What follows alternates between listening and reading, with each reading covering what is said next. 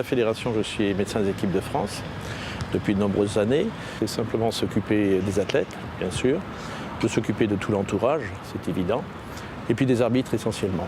La préparation des athlètes, ça se fait bien en amont. Il y a un suivi médical réglementaire qui s'est fait tout au long de l'année, où on fait des examens cliniques, des examens diététiques, des examens d'audiogramme par exemple. Et puis psychologique, c'est quand même beaucoup plus important parce qu'il faut que l'athlète soit quand même au niveau pour pouvoir faire ses compétitions.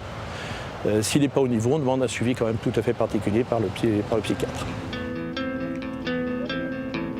Les particularités d'un tireur, c'est d'abord d'être très bien équilibré, ça c'est véritablement très important. S'il est capable de passer en dehors de ses problèmes personnels, c'est généralement un très bon compétiteur. Physiquement, c'est essentiellement quelqu'un qui fait du sport de façon régulière, qui a un bon coach, bien sûr, qui s'investit véritablement dans le sport. Ça, c'est vraiment très important.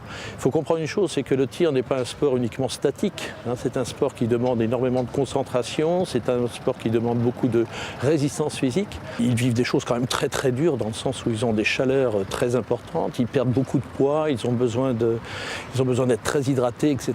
Donc c'est quand même des choses importantes à surveiller. Il y a des différences quand même qui sont très importantes.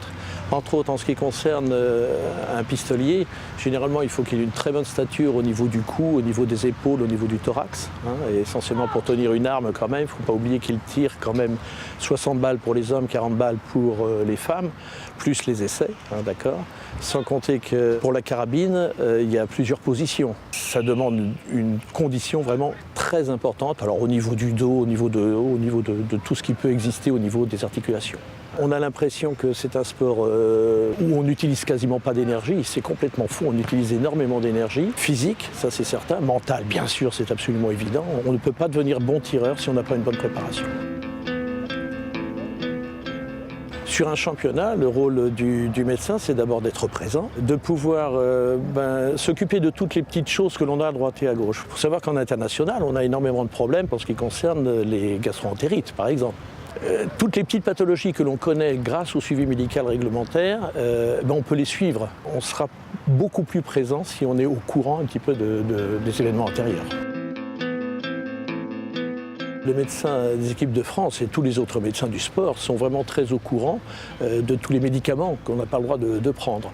Donc ça, c'est une chose obligatoire. Quand les athlètes prennent un médicament, je parle du haut niveau et puis des espoirs, quand ils prennent un médicament, ils se réfèrent directement soit au niveau de ce qu'on appelle la FLD, l'Agence française de lutte contre le dopage, soit au niveau du médecin des équipes de France, c'est-à-dire moi-même, pour que je leur dise « tu peux prendre ça ou tu ne peux pas prendre ça ».